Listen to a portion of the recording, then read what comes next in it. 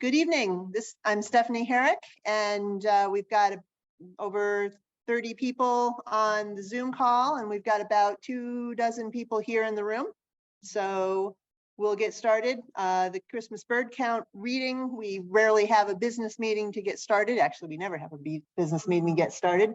So we'll jump right into the fun of it. Tessa, come on in. You can hang out with us. You don't have to stay out in the hall. Everyone, I just want to say thank you to Tessa for letting us in the room today, because this still is Cornell break. So thank you, Tessa, for letting us in. And I'm going to turn it over promptly to Paul Anderson. Paul has been doing the readings for well over a half a dozen years, and he's going to be trying something a little new, a little different, and hopefully it will work out well. Paul? Yeah, good evening, everybody. Thank you for that introduction, Stephanie. So let's see, as Stephanie alluded to, we're going to be doing things a little differently this year. As many of you know, how we did this pre-pandemic, when we were in the midst of the pandemic for the past 2 years. We did it entirely over Zoom, and you know, each of those formats had their pros and cons. But because we're doing it a hybrid way this year, I decided to do it quite a bit differently. So I hope this works out. If it doesn't, please let me know. And a certain amount of this is us kind of making this up as we go along. So I have, you know, prepared things so that hopefully the essential information will be available to everybody, and hopefully it'll satisfy. But if it doesn't, just let me know. And there's plenty of opportunity at the end. I hope to get through the main list fairly quickly. Hopefully there's plenty of time left at the end to go through questions and so on. Before we get started, though, on the actual numbers, I'd like to just give a shout out to the people who helped organize this. So the area leaders are Colleen Richards, Bob McGuire, Phil McNeil, Laura Stenzer, Sandy Padolka, Wes Blauvelt, Josh Snodgrass, and Josh was the one who did the overall coordination of things as well. Lynn Leopold, Mark Chow, and for feeders, Donna Scott. And let's not also forget Stephanie here, who did a lot of the background organization as well. And we've got Matt here, who's also helping out with running this meeting. So thank you to those guys. Now, as we go through here, if any of the area leaders want to say anything, then please pipe up. It's going to be a little difficult for people who are remote to hear people who are in the room. People who are remote, the best option, I think, is to type a question in the chat. And Matt is going to be keeping an eye on the chat. And if there's something that comes up that we need a real-time answer for, he's going to flag me, and I'll maybe go to the chat and read the question and so on. Unfortunately, it does mean that the session can't be as interactive as we are used to having it when it was all done here. But hopefully we'll make do. Okay, so let's see. Let's get right into it. So first of all, let me show you a little bit about how this whole thing works. So I have this master spreadsheet here that has all the data in it, not just from this year, but all the years going back to 1963 when we did our first count. Back before I was born later in 1963, but so this count is as old as me, slightly older than me. That gives us a lot of opportunity to see really interesting facts about trends and records and so on. So that's pretty useful. And it's all kept in this database, in this little spreadsheet here. Now, in previous years, this was done on an Excel spreadsheet. This year, I changed it so that it's a Google spreadsheet, which meant that I give the area leaders the opportunity to type in all the data themselves. So the way this worked is, if I go to area 6, you'll see, so this was Wes, ran area 6. So he basically went to this spreadsheet and typed in all these numbers and put notes on some of the cells and so on.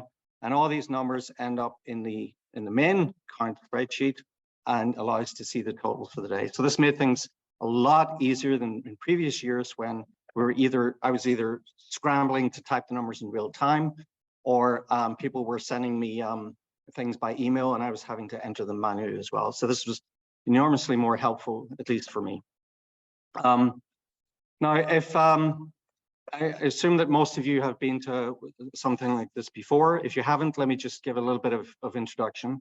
So the area of the count is a 15-mile diameter circle centered somewhere around a little bit north of Varna, somewhere around there. And we go out during the day. We've divided the area into nine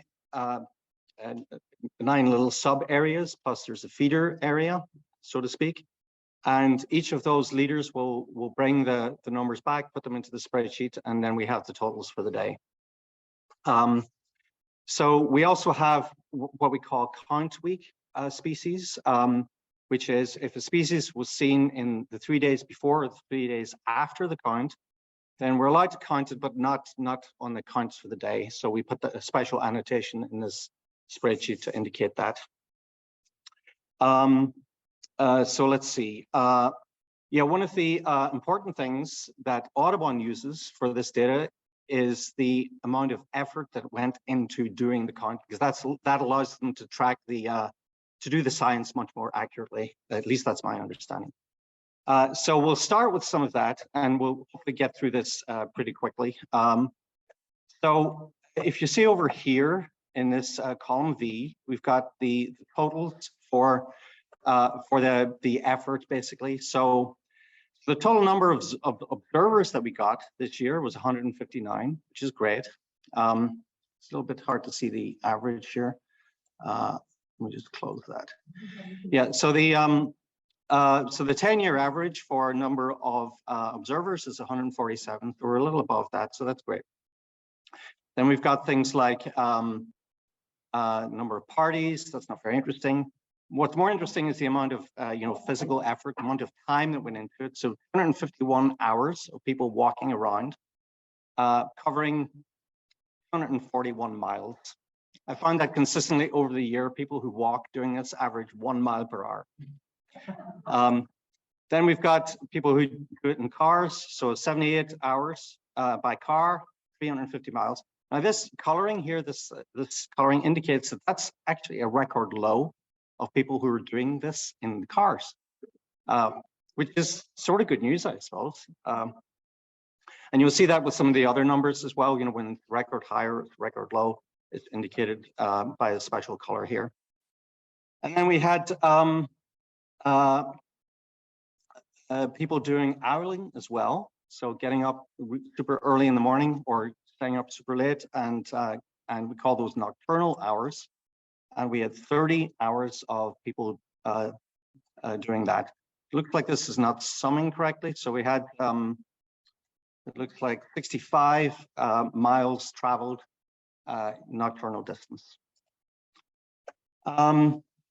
Okay, so next what I want to show you is the individual species.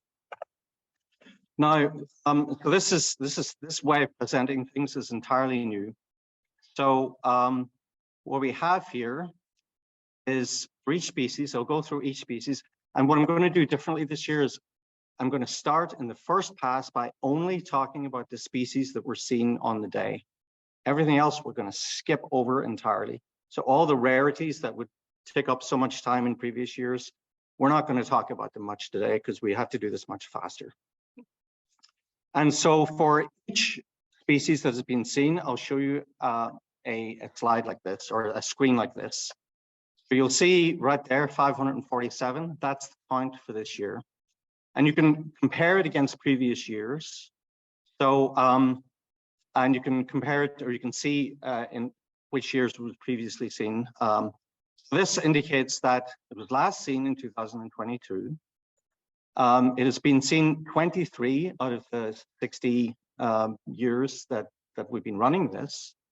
And the average count for all of those years is 1,943, but the average count in the last 10 years is 4,287. So I've got the averages and the counts here for the entire duration. But what's more interesting, I think, at least if you're looking at, near-term trends is the 10-year average. So this is in the past 10 years, we've seen the snow goose 10 out of 10 times, and the average in those years has been that many. Then I've got the high and the low count. So the high count for snow goose was almost 30,000 that we saw in 2016. And the low count was in 1976, there was a single snow goose that showed up. Now, this is, of course, not counting the years in which no snow geese showed up whatsoever. And over here on the right, we've got the area counts. So these are the areas in which it was seen plus the feeders. We had 0 snow geese at feeders this year. And then this graph here shows the history of sightings of the species since 1963 on the day. Now, this graph is only the count day numbers, doesn't include count week sightings at all. Now, if you remember when we would do this in previous years, Kevin McGowan would flash up slides of the species that he had taken. Well, he's very kindly agreed to share those with us so that we can show them at the same time. So I've arranged for his photos to show up, and you'll see here, not all the photos are his, some are Jay's. So you see that there's the, what do you call it? The person who took the photo. The credit, thank you very much. Okay, so that's snow geese. So with that, what I intend to do is to go relatively quickly through all of these species. And then at the end, I'll go back, bring up the main spreadsheet. We can go through the zeros, the misses, and talk about other things. Okay, so, and I've got these handy buttons on the side that will take me to the next thing. So the next one is Canada goose. So high, for the, well, the count for this year, 5,490. You can see the average count here is 10-year average is 5,600. So we're right about what you would expect for Canada goose this year. This trend graph, though, this is where this information is pretty useful, because this is quite an interesting trend graph to see that it was only in 1995, 96 that the number started to get as high as they have been. What's next? Tundra swan. We saw 2 this year, both in area 8. Oh yeah, one other thing I want to mention, first of all, is that these numbers are not final numbers. As in previous years, what we present on the day is subject to revision as more data comes in and as we make corrections to data that we already have. So one of the issues here is that the areas on the lake are prone to overcounting those birds. So somebody looking from the west side of the lake is seeing the same people, sorry, the same birds as people looking from the east side. And we do our best to try to eliminate those overcounts, but we generally don't do that until a few days after the count. It's especially complicated this year because it turns out that in Mark's area, it was area 8, he went looking eBird and found that some people had submitted a report for his area, but they hadn't coordinated with anybody. So we didn't have those counts from them directly, but he fished them out of eBird and we have them in the spreadsheet, and they make a very significant difference to the count. Now I'm counting the total for them today, but as we look at these numbers and analyze them, we'll probably reduce some of those numbers. So some of these counts will undoubtedly go down in subsequent days. All right, so Tundra swan 2. Next on the list is gadwall, and here we have our first record high. Now this could be because we're overcounting here, but it is a good number. It's 40. The 10-year average is 6. So even if we have to half this, we're still doing a record high. So first record high. American widgeon, also a record high. Similar caveats apply. We could be overcounting here, but who knows? Now, as you can see, gadwalls over the years have been kind of up and down. There's no real trend that I can discern here whatsoever. Next is American black duck. This year count 15. So that's also an interesting trend to see that, and they're clearly in decline. Now, whether that's systemic, I don't really know. And one of the tricky things about hunting the waterfowl in the season is that it's hunting season, and sometimes that intersects with count day and sometimes it doesn't. So, and I don't know what the history is. And if they're hunting, then that seriously affects the number of birds that are seen. Sometimes, not always. So it's highly variable. Mallard, 955. That's a little bit down from the 10-year average. So they seem to be holding steady reasonably. We've got this black duck mallard hybrid. We saw one this year, so that's good. Northern pintail, we saw one, also good. We had a really nice variety of ducks this year, I found. Canvasback, 40, that's a good count. When I looked at this, I almost couldn't believe my eyes to see that 8,004 canvasback were seen in 2001. Does anybody remember that year? I don't. That seems like a very large number. Redhead, 14,220, an excellent number. So the all-time high is 16,000 from 2018. So so that's a great number. Again, this will probably go down by a few hundred, but clearly there are a lot of redheaded. Ringneck duck, 9 this year. Average over the past 10 years when they're seen is 52, so that's a little low. Among this class of ducks, the Athea, this was the one that I thought was the biggest outlier. Tufted duck, yay! We got a tufted duck for the second time on count day. Last day it was seen on the count was 2018. We seem to be having one tufted duck regularly every year for the past 4 or 5 years. Greater scalp, 116, again, way above the 10-year average and quite high as well, but not, of course, up to the heights of the late 80s, early 90s. Lesser scalp, we got another record high. So 10-year average is 98. The high though was before was 501. So again, this is probably, even when we do the corrections, this is probably going to remain a record high, I would guess.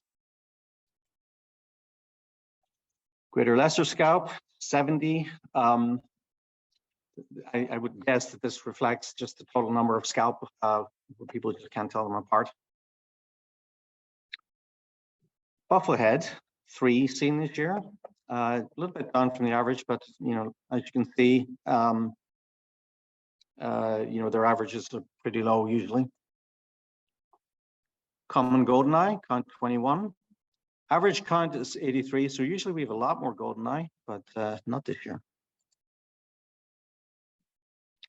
Hooded merganser, 28, holding steady, close to the 10-year average.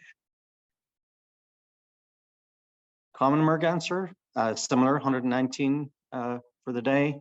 Average for the 10 years is 85. This is another one where you can see that there's a lot more of them in the last half of the count era than before. Red-breasted merganser, 6 this year, again, close to the average. Ruddy duck, we got a record high of ruddy ducks. And we blew the record high, the previous record high, out of the water. So even accounting for possible double counting and so on. Previous high was 50 in 2017. Now we're more than double that. And I think this is probably going to be sustained as a record again. And you can see also that they only started showing up in 97. Ringneck pheasant. Well, this is the opposite. So this is a bit of a funny one because those that we see are generally released captives, but we've been seeing them kind of regularly. Just one this year. Ruffed grouse holding steady exactly on the 10-year average. Seems like they're maybe a little bit in decline, but hard to say. Maybe it's just a low point. Wild turkey, 117. So a little bit above the 10-year average. We're not back at the sort of early 2000s where there were a lot of them around though. Common loon, another record high. 16, previous record high was 9, that was in 2006. And they've been seen pretty much regularly most years. Horned grebe, 8. Yeah, not much to say about those. Record high was 20, which was in 1984. 4 redneck grebes, another record high. I was surprised to see this because I don't think of these being run very much. I haven't seen one myself last year or this year. This beats the previous record high of 2 from 1986. Double-crested cormorant, 7. The record high was last year of 14. So, and if you remember, at least when I started birding, it was very rare to see a double-crested cormorant, or quite unusual to see one at all during the winter, but now we're seeing them more than regularly. Great blue heron, 3. So 10-year average is 5. So we're not too far off there. So holding steady. Black vulture. So this is a bit silly, right? It's a record low. So we've seen it only, black vultures only once previously on the count day in 2018, and that was 3. So this is a record low of all the years when it's been seen. But turkey vulture, record high. So this is remarkable, this trend here. I mean, it's as clear as day. 101 seen on the day. Previous record was 89 in last year, 22.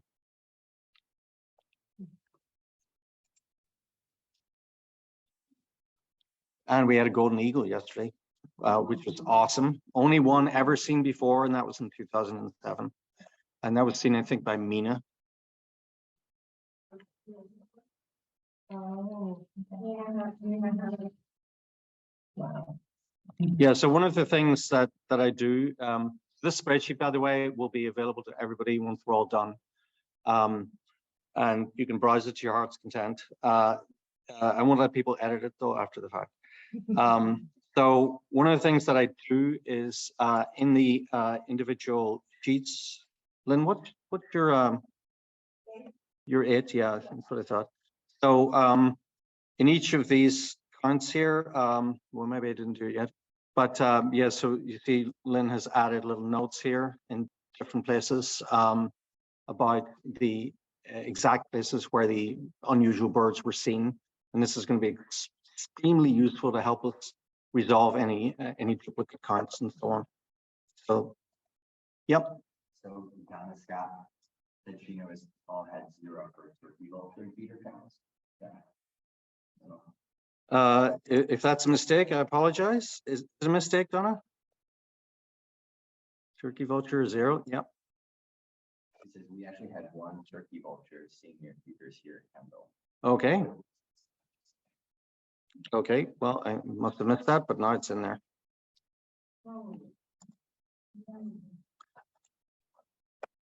Okay, so let's keep going after a golden eagle, northern harrier. By the way, just the order in which we do these can sometimes be a bit confusing. It's the order that Audubon specifies. So golden eagle is nowhere near bald eagle, so you know, even though it sometimes is on some of the sheets we give out. Northern harrier, we get 7. As seen most years, average about 3. Sharp-shinned hawk, you saw 5. That's about average. That's pretty consistent showing there since the 70s. Cooper talk, record high. Yeah, I was hoping to see a Cooper talk on my patch, but I didn't. I was upset. But yeah, this is great. Cooper talk 22, record high. Previous high in 2011 was 20.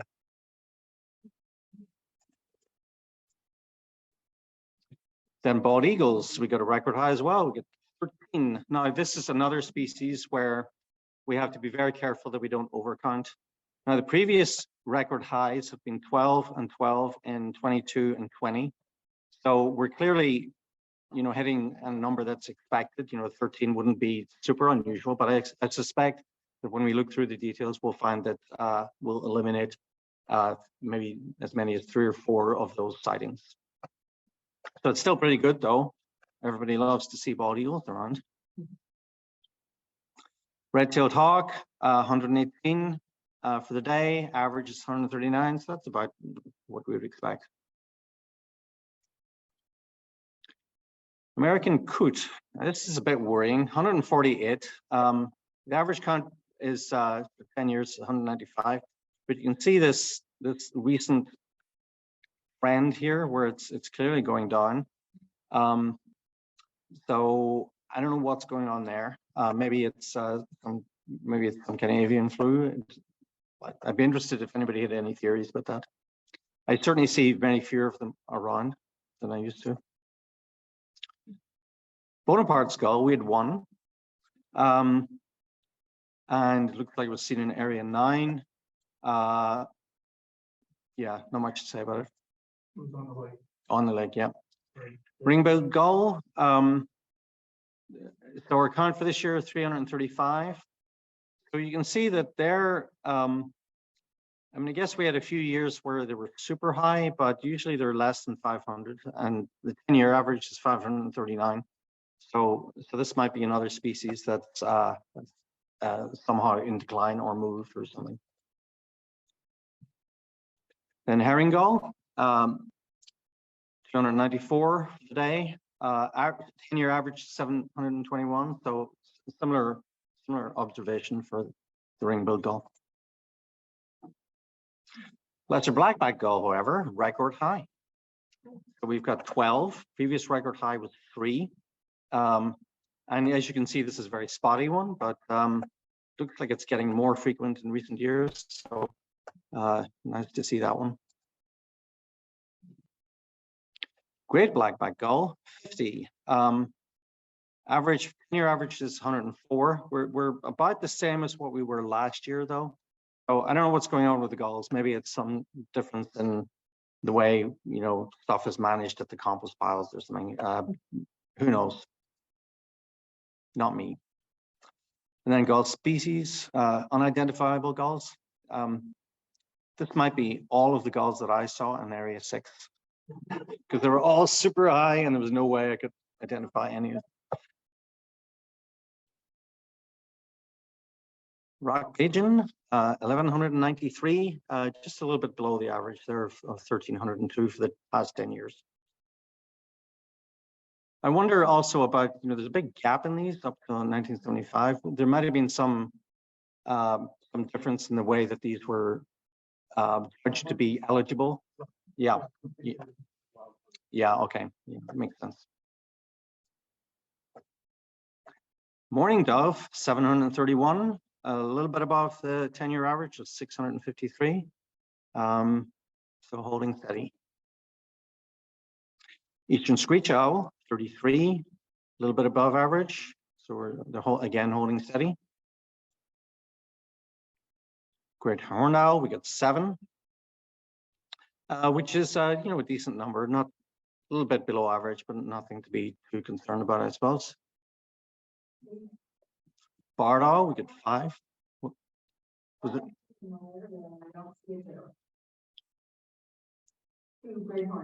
Two great horned in area 8.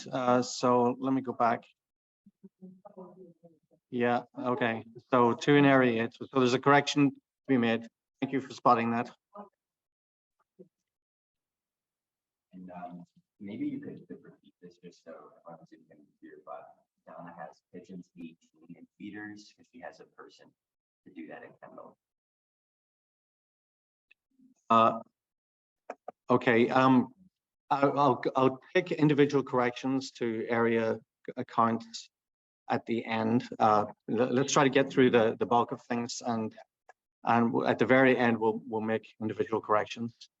But if any area leaders are out there or are looking at their spreadsheet and see mistakes in the numbers, then either you can correct them in real time here or just let me know and I'll update them later. Okay, where were we? Northern saw-whet owl. I love it when we see these birds. So we had one this year. So they've been showing up relatively regularly in the past few years. So that's great. It was up in the South Upper Woods, Carrington, Muriel, Fair Land area. Yeah, just for those of you who weren't able to hear that, the question was where was the northern saw-whet owl seen? And so it was seen somewhere near the lab. Yeah. Belted kingfisher, 11 this year. So a little bit above average. So holding steady. Red-bellied woodpecker, 234. So if you remember from last year, and well, it's a couple of times in the past 5 years, there have been multiple years when we've set records in the number of woodpeckers seen. So I'm interested to understand if that trend continues or whether it's starting to slow down or whatever. So 234 is so it doesn't beat the high count of 339 from last year, but it's about the average for the past 10 years. So I think last year was a bit of an exception, and now we're probably getting a regression to the mean here. Yeah. Yellow-bellied sapsucker, 5. That's a great number. But again, you know, woodpeckers set multiple records last year, so we're unlikely. I don't think we're breaking any of these this year. Honey woodpecker, 456. Hairy woodpecker, 181. Again, above the 10-year average, but not hitting the record from last year. Northern flicker, similar story, right about the 10-year average. Pileated, 77, which is, you know, not far off last year's high count of 88 and above the average. Maybe they're still on the way up. They haven't quite crested yet. American kestrel, count 3. Now this is an interesting graph, don't you think? To see just how many we had prior to the late 90s versus how many we have since.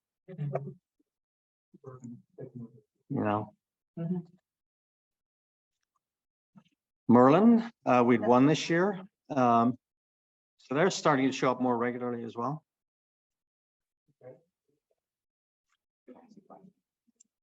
Yeah, I have a couple of questions here. So Dave wants to know where the Merlin was seen. It was seen in area 8.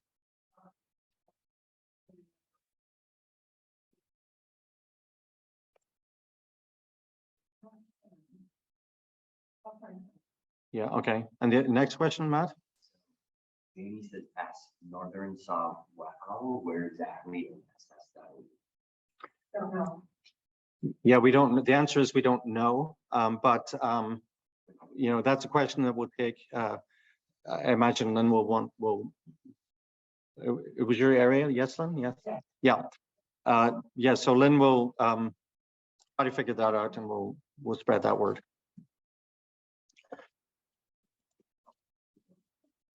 Peregrine. Now this is super cool. We've got a record high peregrine falcon count. Now again, you know, they're peregrines, you know, they peregrine it or whatever. So we likely have some duplicate counts here. So, but seeing more than 1 or 2 is great. They're breeding them again. Yeah. A couple of generations. Yeah, that's right. So yeah, so for those of you who can't hear, Dave's just pointing out that because they're breeding up at organic, it means that we're certainly going to see more of them as long as those breeding efforts are successful. Yes, Lynn? It was seen down on the south side. So Merlin was seen down on the south side. Thank you, Lynn. South side of it, down on the flats. On the flats. south of the state. Colorado Wild. Blue Jay, so total for the year yesterday, 425. It's a little bit down from the average. In my area, it was noticeably devoid of blue jays. I think I saw 2 or 3 or something. Usually I see far more. So that's a noticeable drop in their numbers. Who knows whether it means anything.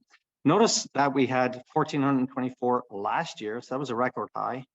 So that's a very significant change just in 1 year. But, you know, we've had other significant changes just in 1 year before. Look at 18 versus 19.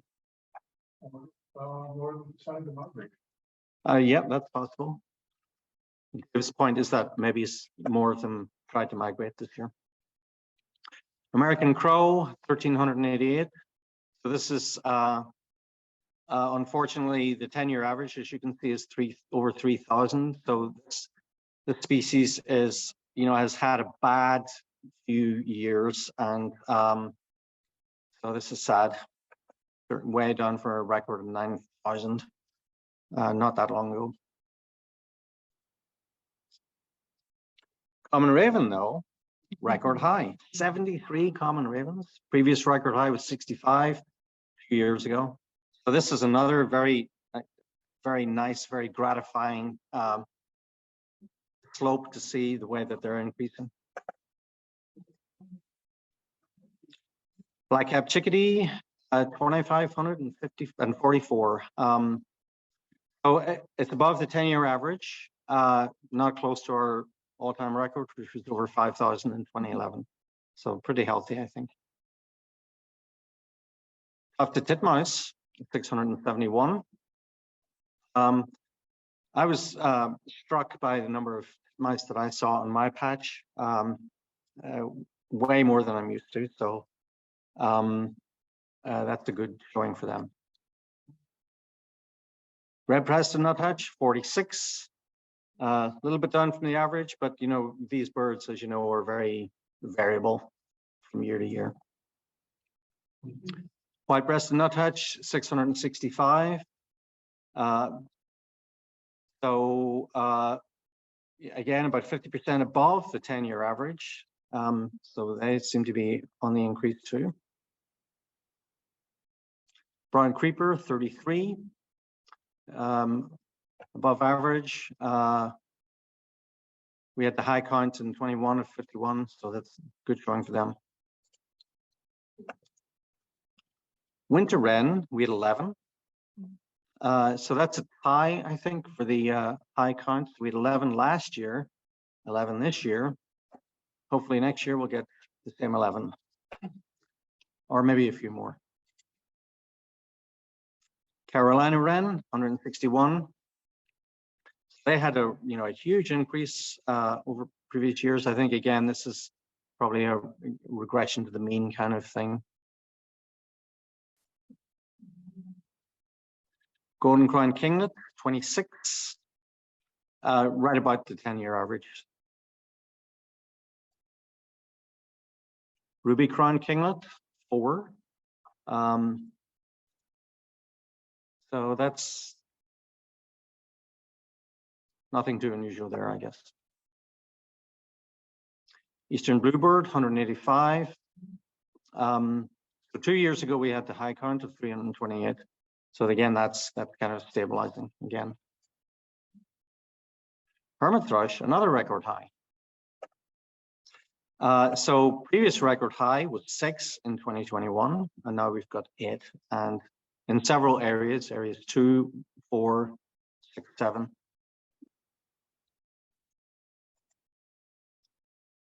American robin, 153. So, because they're typically migratory, the number that stay around seems to be highly variable. So, but it is above the average by quite a bit. Gray catbird, 1.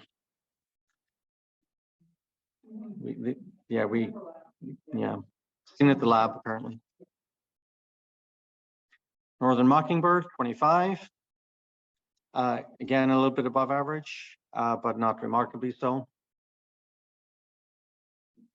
European starling, 4,392. So this is above the average, the 10-year average. I was expecting this to be higher because I've seen a lot of starlings around recently, especially in the big box stores done by Route 13, and that's my patch.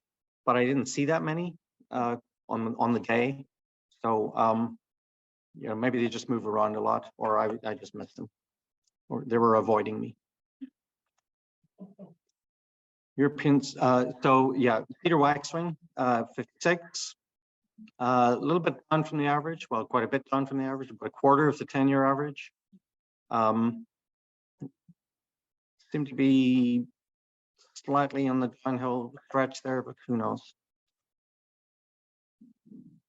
American tree sparrow, 185. Less than we'd expect, but again, these are birds that are kind of highly variable. Field sparrow, 5. These were all 5 of my birds.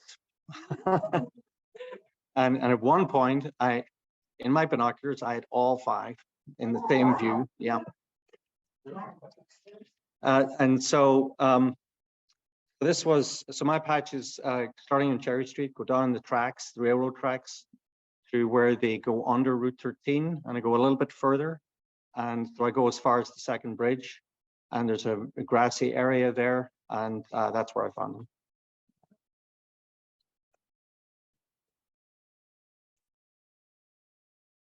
Fox sparrow, this is a nice one.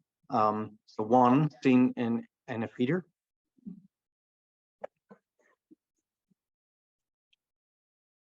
Dark-eyed junco, 832, a little bit down from the average. And at least I noticed that their numbers are generally down in my yard and in the places I typically bird. So maybe we're seeing a trend there. White-throated sparrow, 93. So this is again about, you know, a third down from normal, at least in the last 10 years, but not terribly bad. Song sparrow, count of 52, right around the 10-year average, so holding steady. Swamp sparrow, we had 8. Again, right about the average. Northern cardinal, 510, bit above average. The high is 669, so these are holding very steady over the years, I think. Red-winged blackbird, one straggler, seen in area 4, it looks like. Brown-headed cowbird, 4. So in areas 2, 3, and 4, these are, you know, we typically have, you know, stragglers.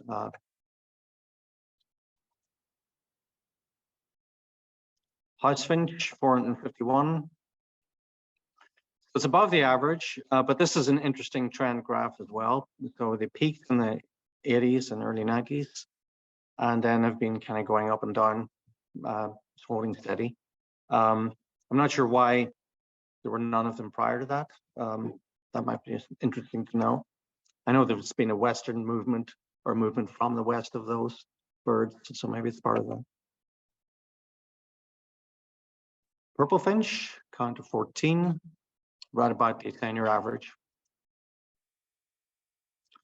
Pine siskin, we had 1. Yay, so always nice to have pine siskins around. And that was seen in area 4. I expect by the time the winter's over, we'll see a lot more. American goldfinch, 652. Right around average, so I think we're good there. Evening grosbeak, we had 40. So that's nice. And this is, again, another interesting graph to see how they kind of fell off there at the end of the 80s. Yep. Oh, yeah? What do you think it is? Oh. Okay, so So just for those of you that can't hear, the Bob is disputing the numbers that he put in.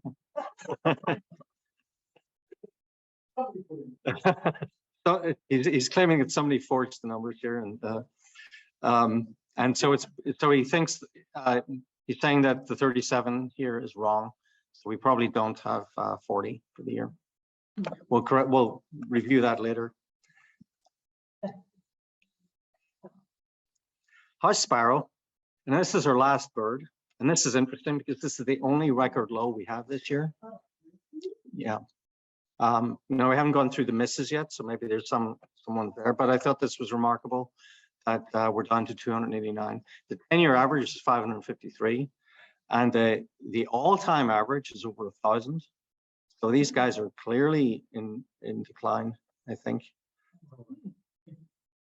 And I certainly have noticed this myself. I don't see them at my feeders now hardly ever. And I usually get them on my patch. You know, usually there's a bunch around the big box stores and a bunch in you know, Nate's Floral Estates, and I saw basically none in those areas. So not sure what's going on there. All right, so that was the last bird for this presentation, or the way I'm presenting this data. So at this point, what I'd like to suggest is that we go through the master list here, so to speak, and see if there are any major misses. So I'll just, can you guys see that okay? Probably not. Let me get a little bit bigger. Hopefully it's not too bad. So let's see, what do we have zeros of? Well, we had no, well, what do we have zeros of that we might have expected to see? So let's see, no blue-winged teal, no northern shoveler, no green-winged teal. No king eider, that's a shame. What's this? No, no scoters. Yes, that's interesting. No pie-billed grebes. Do you want updates at this time, or Sorry. do you want updates at this time, or questions, or if someone wants to add something? Let me get through this list first, and we'll add things later. Okay, so let's see, what else? What other misses do we have? No rough-legged, no killdeer. What's this? No Iceland gull. No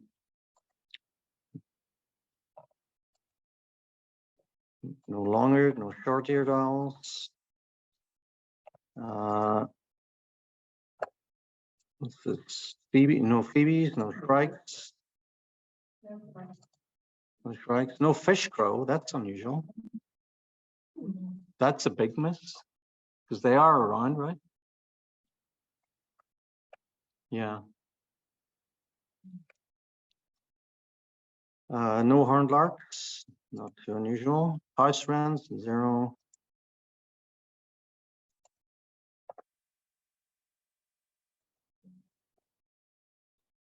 No snow buntings. Yeah. And did we have any warblers whatsoever? We didn't have any warblers. So that's unusual. No chipping sparrow. No white crown sparrow. Not too unusual, I suppose. No green-tailed towhee.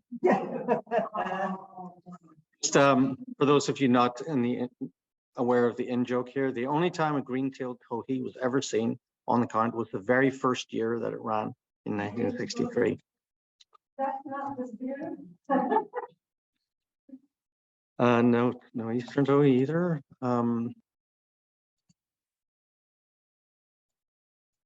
No grackles. It's not unusual to see grackles, but none this year.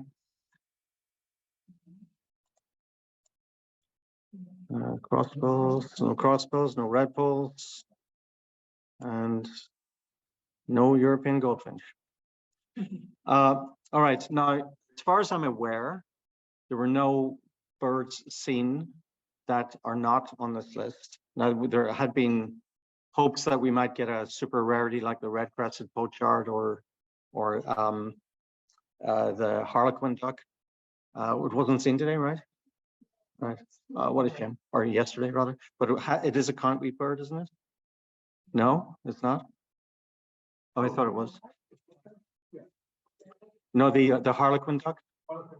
No, okay. So there's still hope that we'll get the harlequin for a concrete bird, but we didn't have any other than what's shown in this list. Yes. Red reported a redhead scoff hybrid. Oh, very weird. He had that on, he was helping Ken and Adrian in Colorado while he was under the lake. Yeah. And up on the east shore of the road, I think it's around the east shore, a redhead scoff hybrid. Right. Yeah. So. Right. Yeah. So what Lynn, for those of you who can't hear, Lynn is explaining that Jay saw a redhead scoff hybrid, and that's certainly not on this list. I'm not sure where we would even put it. Yeah. So we'll deal with that later somehow. It's really unusual for hybrids to be listed. I think the only reason a mallard like that is even on here is because of the conservation concern that those black ducks will be in sort of Yeah, wiped out yeah. in the breeding. Yeah, so Dave's making the point that it's unusual for hybrids to even show up on this list, except for the mallard black duck hybrid, and that's on there because of conservation concerns. The pochard was the red crested pochard was before copy. Yeah. But it's not even a copy. Yeah. All right, so I understand there's some questions.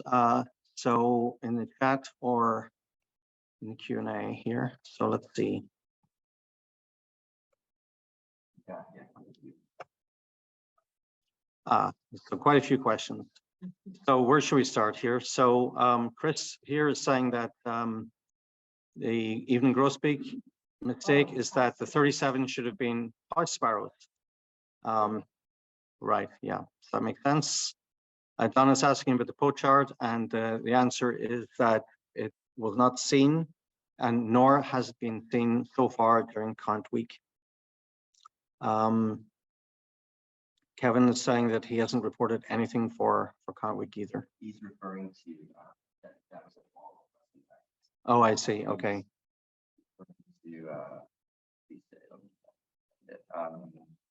Fish crow. Oh, a fish crow. I see. Oh, I see. So I'm not seeing the whole thing here. Unless you put it in the chat.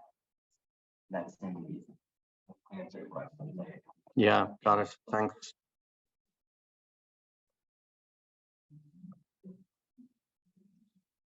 Okay, so I'm scrolling through the questions here to see if there's anything of interest.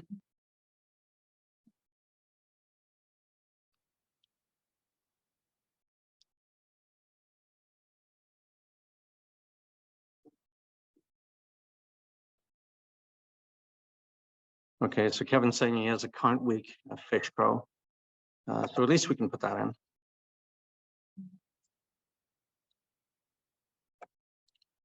All right, so let's just go through the numbers one last time in terms of the outliers.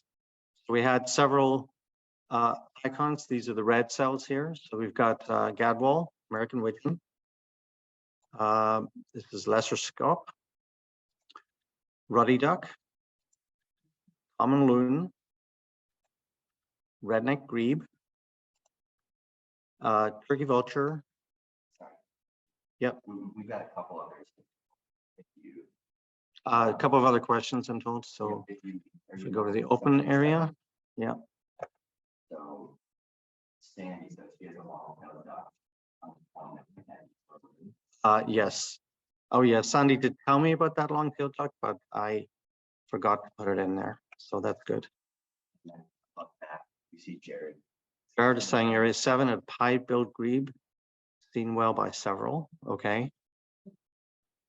Area 7 is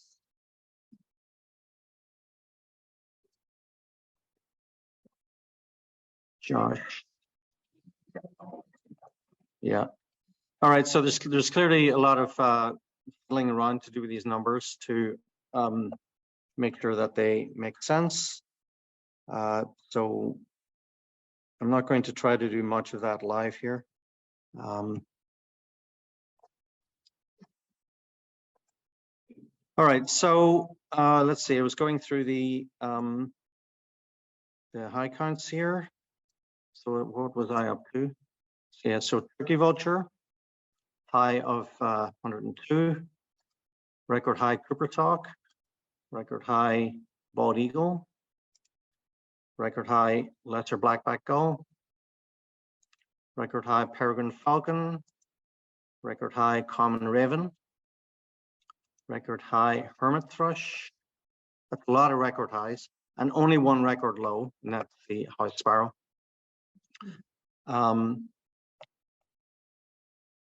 Actually, you know what? When we make the correction to let's do that right away. So that was area 2, is that right?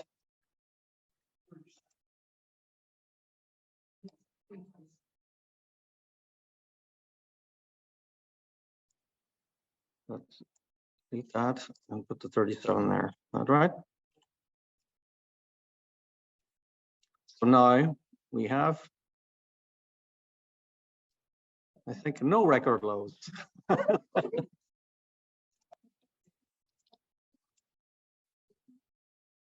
All right. So now I know there's a lot coming at me here about little corrections and numbers here and there. Please, if you can, put them directly into the spreadsheet. I'm talking to area leaders now. Put them directly into the spreadsheet, but let me know that you've done so that I know that they're taken care of. If you don't want to do that and you want me to take care of it, please send me an email so that I don't lose track of this. There's been hundreds of emails that have gone by on this, and it's very, very easy to lose track of an individual email. So yes. Yes. Off the screen for fish crow and show the years, even though we didn't have them on the screen. Yes. Yes, I can do that easily. So fish crow is so the way I do this is it's species 119.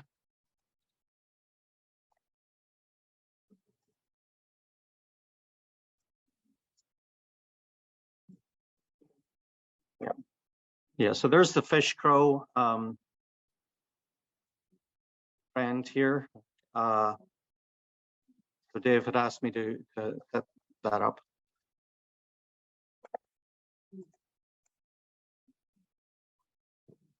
Kevin says the fish grow was at the compost. At the compost. The count week fish crow, presumably, yeah. For count week or on the day? On the day? On New Year's Day? On New Year's Eve, okay. Yeah, so for those of you that can't hear, sorry, what's your name? Keegan is saying that he saw 2 to 5 New Year's Eve at the compost pile. So they're definitely around. We just missed them on the day. Kevin saw it on Saturday. Yeah. And Kevin saw his on Saturday. So we can actually put those in, I suppose. Fish grow. So the way we do that is we just type CW here. You're all set. John's asking if we can add 2 eastern bluebirds to feeders. 2 eastern bluebirds to feeders.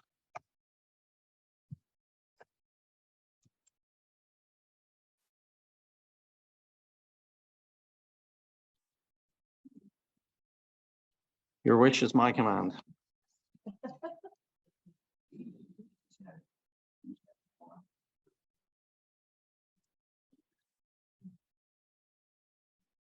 Yeah, we got that. One I got already. And I guess the other correction I can make here in real time is Sandy's long-tailed duck. So that would be area 5. And there was a count week one, is that correct? Yeah. So we don't put those in the areas, we put them directly into this. I've got a question. Yep. So Kevin, were the swans in the circle Myers Point where they were being seen as out? So the question was from Kevin, were the swans In the circle, in the circle, Myers Point where they were being seen as Myers Point, were they being seen as out? For Cornell campus, in the Botanical Gardens area, that's out. And the answer is they were seen flying over the botanical gardens on the Canal campus, flying south, They were calling, so. calling. Knew they were not anything else. Yeah. Yeah, so the observer was confident of that because of the calls. He was confident they were swans. I don't believe he was confident that they were thunder or something. Okay. So, yeah, and I honestly, I didn't ask him.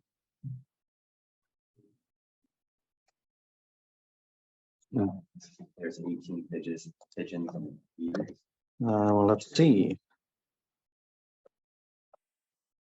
What's going on here?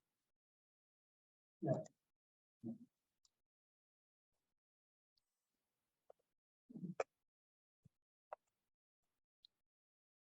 18, yes, there are, Donna, thank you. All right, so I don't have any more data to present here. So the floor is open. We have to be out of here by 9 o'clock sharp. So that means starting to pack up in about 10 or 15 minutes. So the floor is open and I'm happy to take questions, and if I can't answer them, direct them at somebody who can. Lynn? No question. I just wanted to thank you for all the hard work you've done on the spreadsheet. That is a lot of work. Thank you.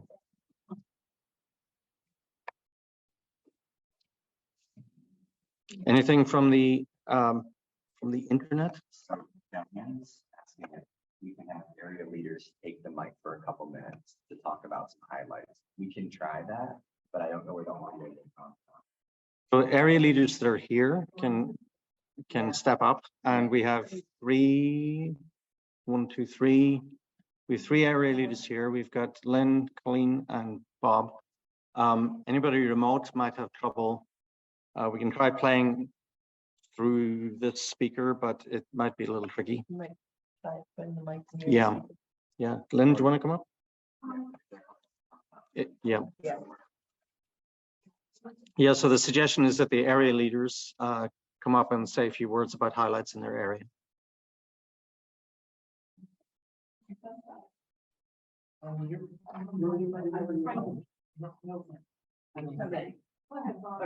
So Bob first. So this is Bob from Area 2. We have the area out around from Mount Pleasant over to Hanshaw Road, out to almost the village of Freeville, back into Varna. Wonderfully, we have Fall Creek as part of that. And I've been doing this area for the last 15 years. And that area is an incredible place along the creek for screech owls. And that's been my highlight almost every year I've done it. We've gone out, and this year we had close to the high count of screech owls in our whole area. We had 15 that night, and then several more during the day. And to add to that, at the end of the afternoon, as I was headed home, we stopped, Rachel and I walked in the rail trail at Varna, playing the screech owl mobbing tape to see what was in the area. I think we'd heard a chickadee or a nuthatch there. Played it a couple of times. We had a few birds come in, and then Rachel said, "Turn it off." and we turned it off, and there was a screech owl responding. This was at 1 o'clock in the afternoon. Right along the railroad bed, we were able to walk up to the bird, get within about 30 feet of it, take photographs. In fact, if you go to the club website, put a picture up on there today, the Facebook, I'm sorry, not the website, but the Facebook page for Cayuga Bird Club. Gorgeous gray morph screech owl. Other highlights from the list, we had birds that we, well, don't always get. Chris Desalia Himes had one of the black vultures and a winter wren. Gary Kohlenberg, walking the trails in the railroad bed by Monkey Run, South Monkey Run, had 3 hermit thrushes. I think he said they were all in the same vicinity, and he heard them. They were chucking away, calling back and forth to each other. So I think those were the highlights. Lynn? Thanks, Bob. Hi, I'm Lynn. I'm Area 8. And I suppose the highlight this year was that the waterfowl were all concentrated down at the south end of the lake because happily the hunters weren't shooting at them on New Year's Day. They'd been shooting at them right up until all through Saturday. So there were a lot of things seen in the way of waterfowl that might not have been seen had the hunting continued that day. So wonderful, wonderful numbers. It's Area 8 is weird, and I haven't quite yet figured out how to divide it up the best way because it's all of the city, all of Cornell, Cayuga Heights, Stewart Park, down sort of Meadow Street, down toward the big box stores, all of the South Side Flats, College Town. So it's very settled, but it's extremely varied. And it's often a place where surprising things show up, like a Merlin downtown on the flats and peregrines at Stewart Park. So it's actually pretty interesting once you get people out there. So it's a good area.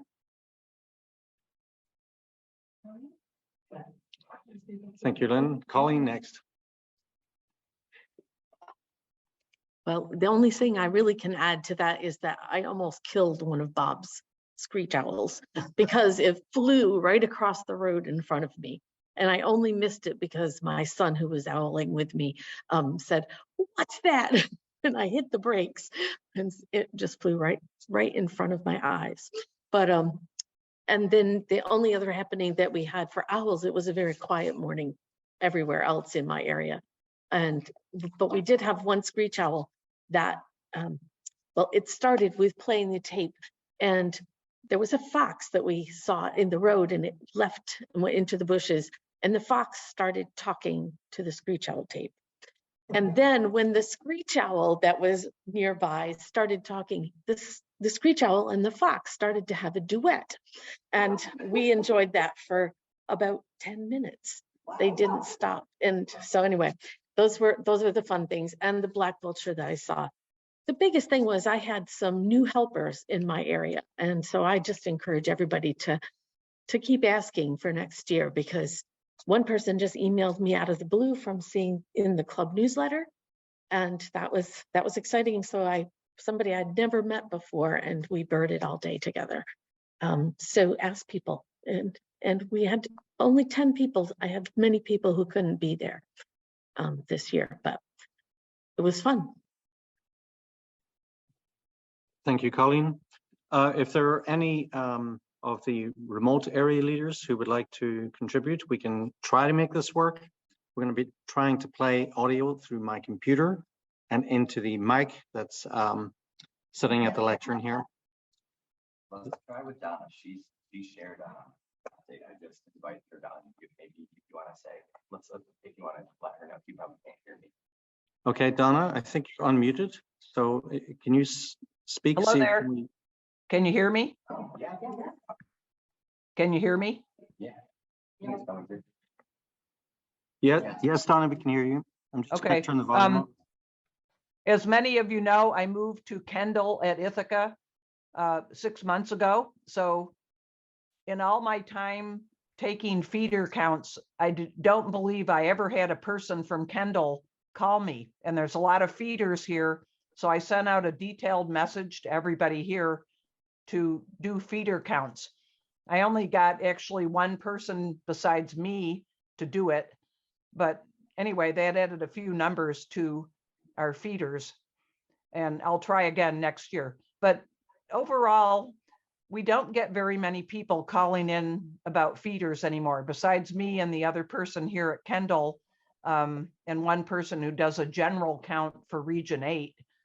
I only got about 8 calls for feeders, so that's kind of down. I used to get at least 14 or 15 a few years ago. So that's my comment. Thank you. Thank you, Donna. Yes, what the final tentative number was, is that compared to last year? I don't know. Right, sorry, that's something I missed. Thank you, Kevin, for pointing that out. So the question is, what was the total number of species? So far, 97, plus 2 count week species. So that's, let's see, if I go to the historic data, we can compare that. So with historic averages, yeah, so total number of species in 22 was only 81, if you remember, but we had 15 count week species. So that's pretty good. That's very close to the record high, which I think is 101 species on the day and 103 species for count week. So you know, we've already got 2 count week species. If we get a few more, we might be approaching the total species count. Actually, the record is 104, it looks like. Yeah. Okay, another question. Yeah, please. Jane asked, what is the relationship between volunteers counting and the number of birds counted? Is that where? So the question is, what is the relationship between the number of volunteers and the number of birds counted? Short answer is, I don't know. The information is in here. It would take me a few minutes to figure it out, and I could probably do that. I'll probably do that offline though. And Clark, has anyone seen juvenile black vultures this past year, not just the count? So the question for those that can't hear, has anybody seen, this is from Anne Clark, has anybody seen juvenile black vultures this year? Not just count day or count week, but throughout the year? Any juvenile black vultures? I had the black vulture in my boathouse at my former house in Lansing Station Road by the lake. That was a black vulture, Donna? Oh, no, I'm Nesting? sorry. I had a turkey vulture juvenile in my boathouse. Right. Hatched there. Sorry. Yeah, okay, thank you. Chris says he believes that his flyover in area 2 was a juvenile. So Chris is saying that his flyover black vulture in area 2 was a juvenile.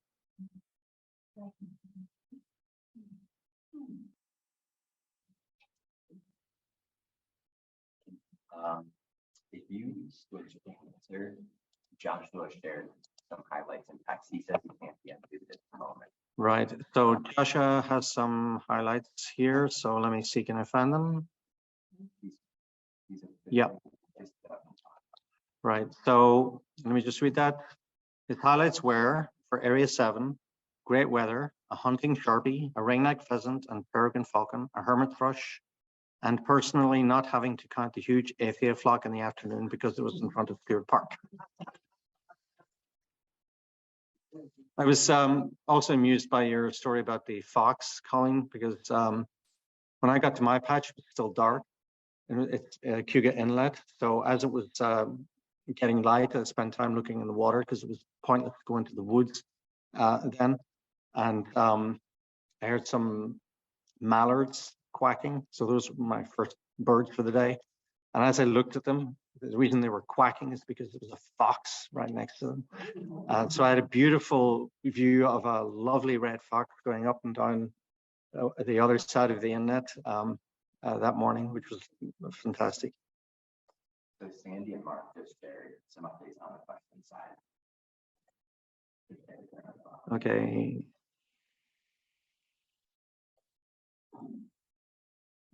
So let's see. They're open. Okay. So Sandy's saying highlights in area 5, lots of bluebirds and turkeys, as well as many ravens, 2 bald and 1 golden eagle. Many feeders were empty, lack of snow cover seemed to allow birds to spread out, and that's what's hard to find them in the rural areas. Still, it was a beautiful day to be out, and the owling weather was perfect. Mark says in area 9, Carol and Ron Schmidt found a winter wren using Merlin sound ID and then confirmed it by sight. Merlin claimed to find a few others, including a cowbird, but Audubon doesn't allow us to count those without confirmation by a live person. That's interesting. Chris has pictures of the black vulture. I just looked at it. Yeah, okay. Sarah Jane is asking if the turkey vulture count total takes into account that many roost together and then disperse. I don't know the answer to that. So typically I don't question turkey vulture counts very closely. Maybe it's time to do that because remember in previous years they were fairly unusual, so the numbers were fairly low, but now that the numbers are a lot higher, maybe we should think more carefully about trying to eliminate overcounts. Good point, thank you.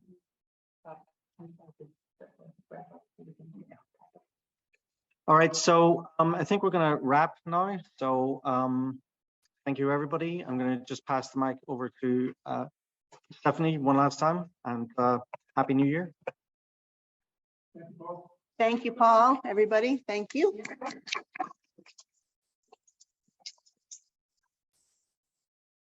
So tonight was novel in a way because we're doing this hybrid, people here, people online, using a new format. And I invite anyone here or on the call to send me feedback because we're curious how well this works for folks. We know that nothing works perfectly for everyone, but we're looking for improvements as a whole. So if you would be so kind as to send feedback, I'd appreciate that. And with that, Happy New Year to everyone. And we look forward to seeing you online. Please register for next week's Share Your Photos Night. Till then.